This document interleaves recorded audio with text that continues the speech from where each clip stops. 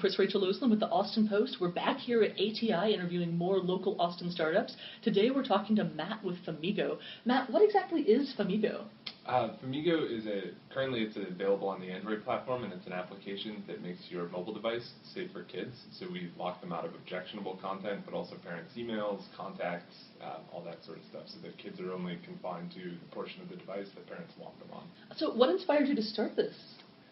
We looked at what was going on in the media space in general and saw that there was a big transition towards mobile devices, and a lot of the traditional media players weren't doing that transition to small screens particularly well. So we thought that there was a real opportunity to help families manage content on these devices that were going to become ubiquitous.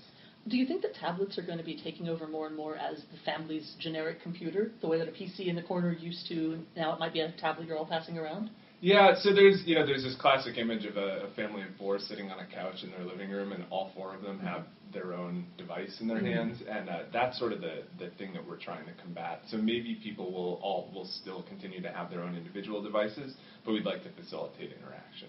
What do you mean by that? So one example, early on in Famigo's life cycle, we built a number of multiplayer games, and so the idea was that parents and children would be able to interact. So now what we're doing is we're looking for applications that have content that family members want to interact over. So ebooks is a good example where we can encourage parents to read with children, and then also applications that that would let, say, two cousins play together remotely. So with the multiplayer interactions, is it two different screens, or is there something you can be playing on the same screen with? Both, and that's what's really exciting. And the other thing about this app, the family app space, is that there's constant innovation. So we've seen it change dramatically in the 3 years that Famigo has been in existence. Can you give an idea how much the family app space has changed? Because it's not something that I think most tech people think about. Right. So, I mean, one of the things is that, apps used to be these free things that, that people downloaded, you played for 30 seconds, and then you threw it away. Or you stopped. Yeah, you stopped using it. Yeah, exactly. And so now you're seeing these, beautiful, rich media applications, ebooks that will read to you, interactive stories, things like that really didn't exist a couple of years ago.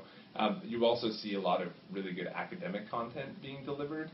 And so if you think about a lot of people are trying to use technology in schools more, and when you look at things like Khan Academy, we also sort of... Oh yeah, Khan Academy is amazing. Yeah, and we lump that into the family app space as well, because the idea is that it's a content that people are engaging with while they're in the home, as opposed to outside of the home. So trying to decide what your kids are going to look at is pretty difficult. How do you filter that? Yeah, so one of the things that we look at is how long parents actually spend trying to decide whether or not to purchase an application, and a lot of times you'll see that they'll spend 15 or 20 minutes to decide on a single application. So a lot of the value that Famigo adds is that we review thousands and thousands of applications, and then we recommend only the very best ones that we find. So if a parent finds an app recommended in the Famigo app, then they know that it's good, they know that there's nothing objectionable, and they know that it's educational. What are your filters with deciding what apps go in that space? So we have a team of reviewers that literally spend every moment of their day digging through Google Play, reading blogs, really, just kind of scouring the internet for the best content that's out there. So we're getting pretty good at recognizing what is good, sort of at a baseline. And then we have a proprietary review system, as well as a recommendation algorithm. So we also recommend the applications to end users based on their past usage, and the apps that they engage with most will try and match the recommendations to similar types of content. So it sounds like instead of being a single app, you guys are really more of a platform. That's correct, yeah. We're a platform where we really think of ourselves as a distribution channel for family media. Okay,